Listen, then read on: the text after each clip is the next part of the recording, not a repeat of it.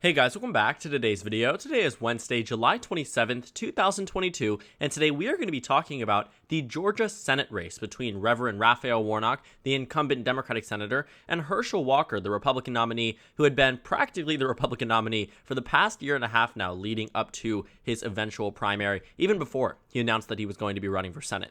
And I say this because our race here has been very clearly established from the very beginning. There was never any question or uncertainty that Herschel Walker would be the Republican nominee once Donald Trump encouraged him to run. Before Herschel Walker had even decided to run for Senate, Donald Trump already endorsed him and sent out ads and went publicly in the state of Georgia through a rally to pressure him to run. Now, it was nearly assured that he was going to indeed run, but to have a former president backing you before you are even considering it really tells you everything you need to know about how ingrained this was and how ingrained it was meant to be in Georgia politics.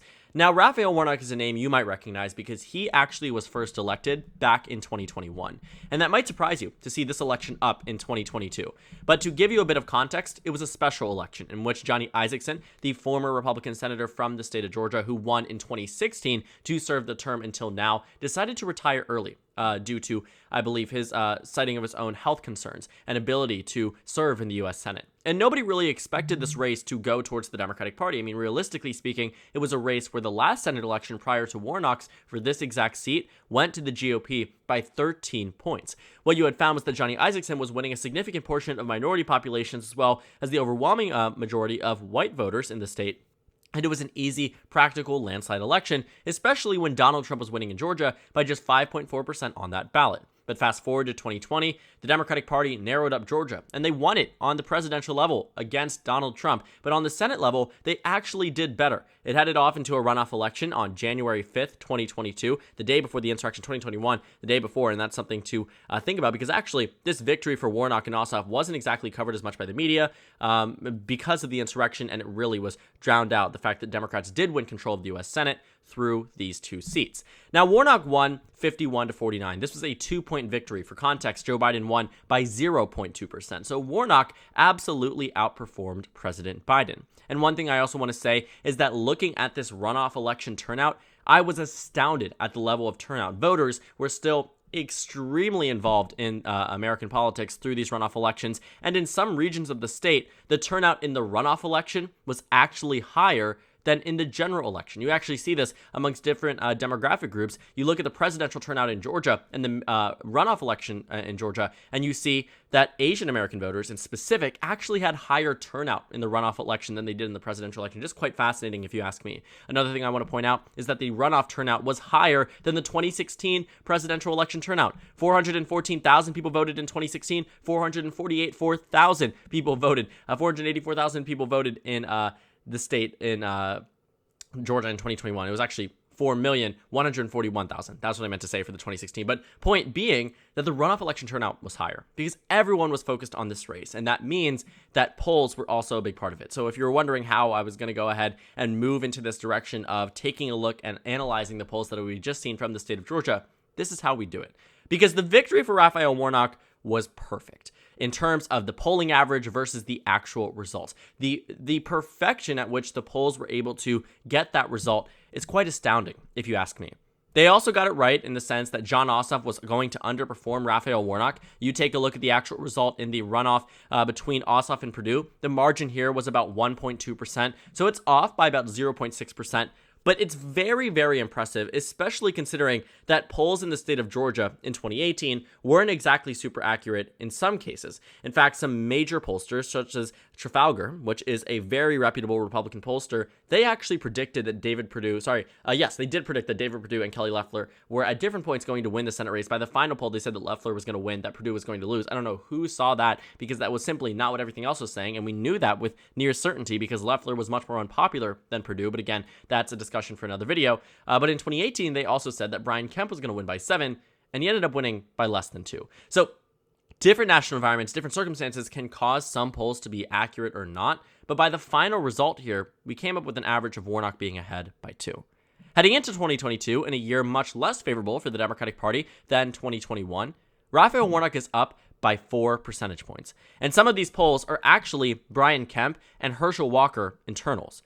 When you take a look at the polls leading up to where we are now from last year, 2021, you find that Raphael Warnock and Herschel Walker were in a much more competitive race. Even early 2022, take a look at the Atlanta Journal-Constitution. They have a new poll that they released today in July that shows Warnock ahead by 3, and they have another one from January that shows Walker ahead by 3.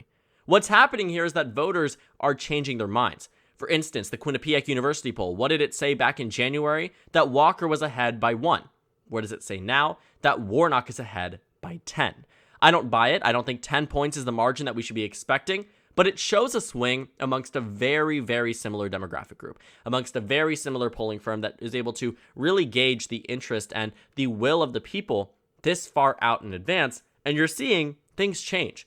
You look back at 2021, Walker was up by 2 according to Trafalgar. I don't know if I would trust that. I mean, this pollster has been wrong in Georgia, and considering that it was off by about 5 points in 2018, off in the presidential margin, looking at some of these results here, Trafalgar has been wrong in many cases in Georgia specifically. They've been right in the Rust Belt. I applaud them for that. I think they've done something definitely right in Wisconsin, Michigan, Pennsylvania. They got it right in 2016, very close to right in 2020.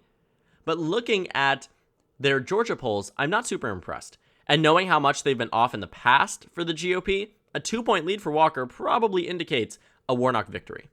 And now that this has become a lead that has been the largest that Warnock has seen during the entirety of this campaign season. I mean, if you looked at the average maybe 3 months ago, Walker was ahead on average. You take a look at it a year ago, Walker was either tied or ahead.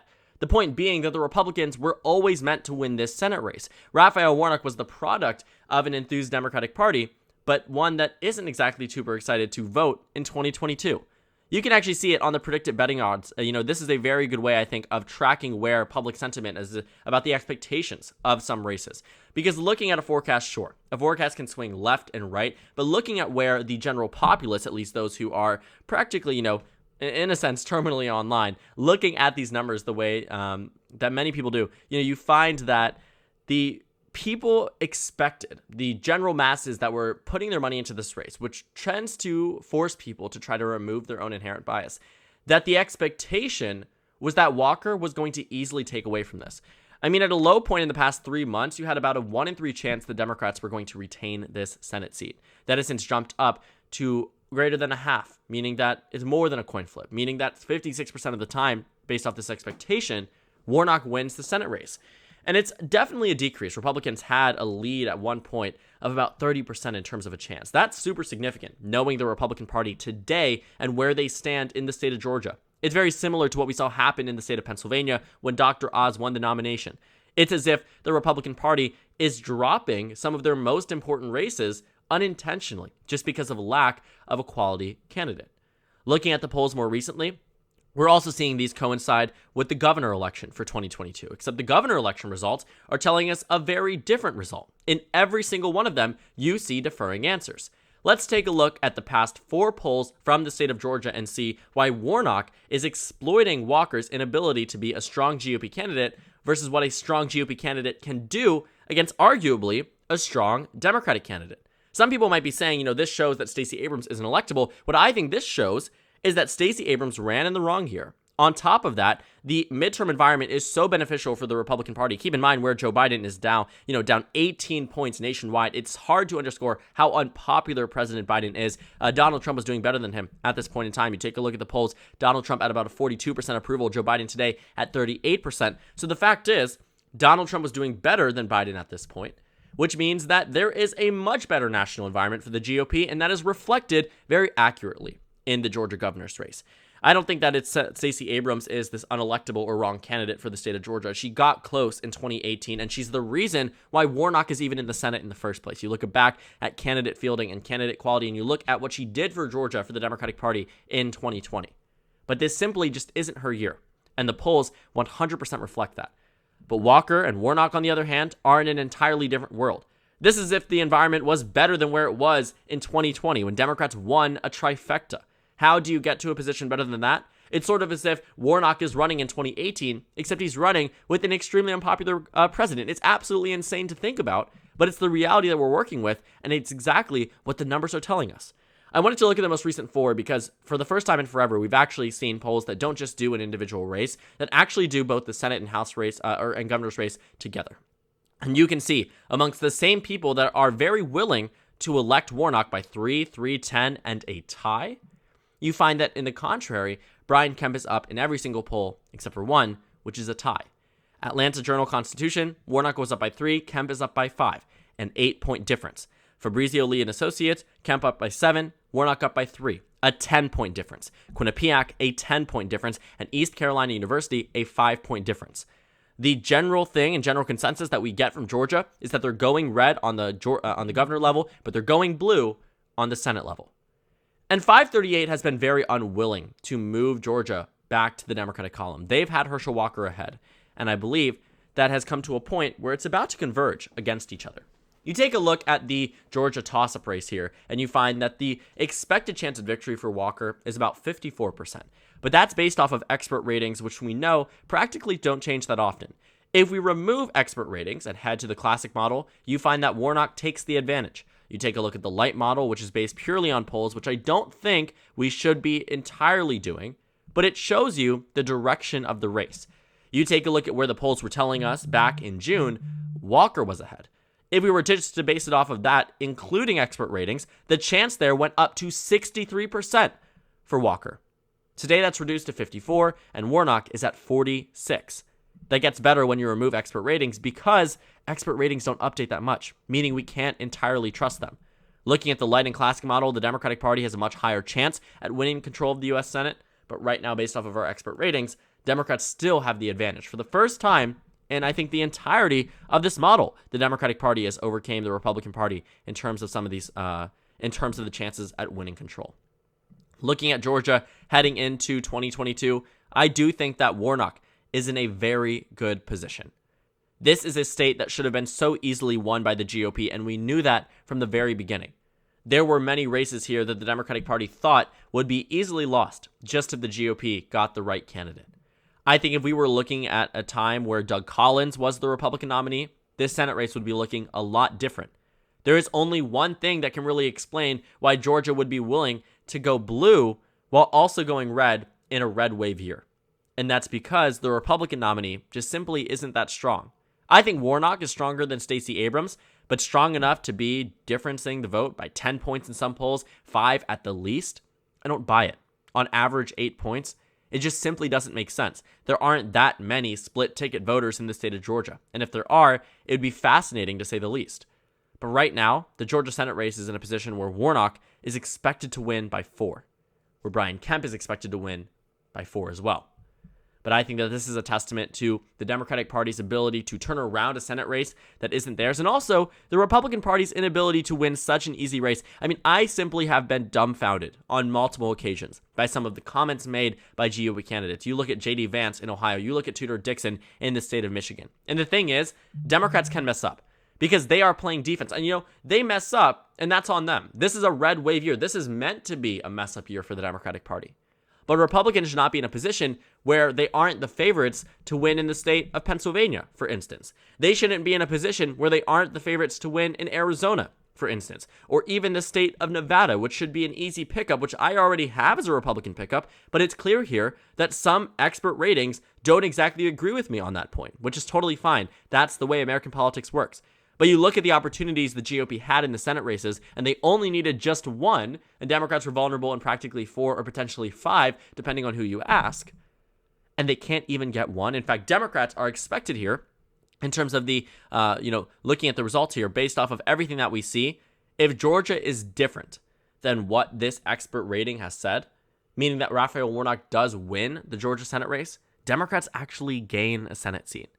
And it's different than 2018. That argument cannot be the same because 2018, those races there were so much different because the Democratic Party was defending 10 states that went to the Republican Party in the 2016 presidential election that had Democratic incumbents. 10 states joining the ranks of West Virginia, Indiana, North Dakota, Montana, ruby red, solid red. You're talking, something that could be shown in the National History Museum, that type of red level for these states. Looking at the election results from 2016, seeing that a state that Trump won by 30 with a Democratic incumbent, realistically, that Democratic incumbent probably isn't going to win.